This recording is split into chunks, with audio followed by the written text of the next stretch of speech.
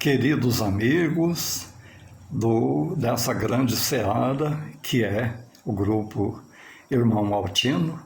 É sempre uma satisfação renovada sintonizarmos para o estudo da doutrina e dessa vez com as limitações de distância e de tempo possível de gravação, nós vamos fazer uma rápida reflexão sobre o tema que a nossa querida Fernanda nos passou, que é livre-arbítrio e culpa.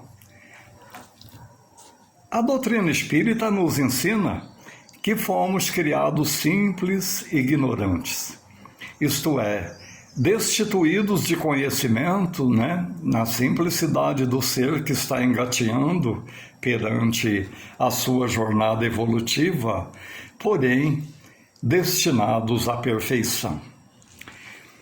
E a partir do instante em que adquirimos o pensamento contínuo e a liberdade de fazer as próprias escolhas, assumimos o papel de co-criadores, de arquitetos de nosso próprio destino. Até Rui Barbosa já dizia que o Criador inicia a criação da criatura e ela se completa, ela se encarrega de completar, e esse trabalho de cocriação, de parceiros do Criador, chega a ser quase tão importante quanto a criação divina. Então, quando nós deparamos com essa diversidade infinita dos destinos, nada mais é do que o resultado de nossas escolhas, do uso que fizemos de nosso livre-arbítrio, bom ou mal. E, evidentemente, na condição de velhos reincidentes na transgressão das leis maiores do Criador, nós demos cotas do nosso tempo passado ao desajuste, ao mal, às más escolhas que não atenderam ao melhor caminho a seguir. E hoje, esse passado, ele reponta a cada instante, não é? Com limitações, com dificuldades, Ele, como somatória de nossas realizações, ou seja, do que falamos, pensamos e agimos, ele próprio nos estabelece limites. Então, o livre-arbítrio, ele é limitado pela nossa condição evolutiva.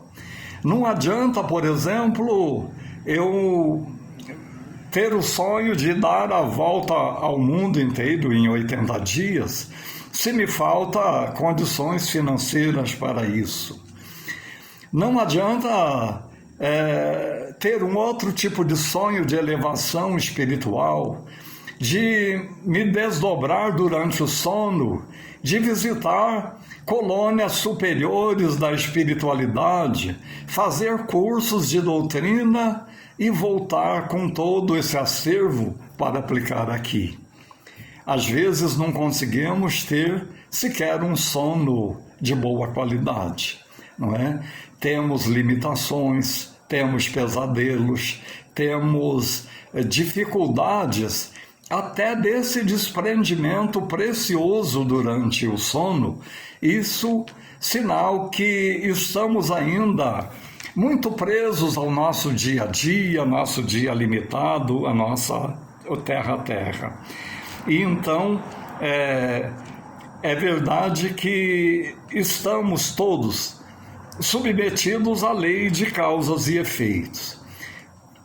Se o nosso hoje não é muito confortável, não é dos melhores, com certeza, e não temos a possibilidade de retornarmos no tempo para corrigir essas escolhas, não temos o direito e não é de bom alvitre ficarmos reclamando da nossa condição, já que não temos chance de voltar no tempo para corrigir nossas escolhas de ontem. O que nos compete? Começar a fazer melhores escolhas hoje, já, aqui, agora, daqui para frente, porque o nosso amanhã dependerá com certeza das escolhas e das atitudes que tomarmos no dia de hoje. Então, nós temos que enfrentar as injunções que a vida nos impõe, né? Pois prendermos-nos ao passado, sofrendo com o arrependimento de nossas escolhas, e o sentimento doentio de culpa não edifica nada. A culpa é um sentimento muito destrutivo, né? Ele não ajuda em nada e atrapalha muito. Ele nos traz a perda da autoestima, nos traz o desânimo, nos traz a redução do amor a nós próprios, que é ponto de partida. Como vou amar ao próximo se eu não tenho apreço, se eu não tenho estima por mim mesmo? Esse sentimento de culpa enfraquece muito, muito mesmo as nossas forças, a nossa capacidade de arrancar para frente, não é? E imaginemos então, se Paulo de Tarso ficasse no seu tempo de Saulo, antes daquele histórico encontro que ele teve com Jesus na estrada de Damasco, ele parasse para refletir quando estava como um doutor das leis no poderoso sinédrio que decidia a vida do povo judeu, que poderia condenar, apedrejar, sacrificar aqueles que eram dissidentes das leis antigas, dos costumes judaicos. Ele não teria provavelmente feito. Ao contrário, ele deve ter apagado todo esse passado naquele instante em que ele pergunta a Jesus: Senhor, que queres que eu faça? Era alguém que, a partir daquele instante, percebera que usara o seu talento, a sua capacidade individual do lado errado, e estava agora mudando de lado para ser o bandeirante do cristianismo, que haveria de dilatar os horizontes do cristianismo para que ele não fosse sufocado como uma seita a mais ali na Judéia. Então, ele, a partir daquele instante, só foi luta, sofrimento, abnegação, sofrendo o desprezo dos de sua raça que viam nele o traidor, sofrendo a desconfiança dos próprios apóstolos de Jesus, que ainda havia nele os resquícios do perseguidor da lei.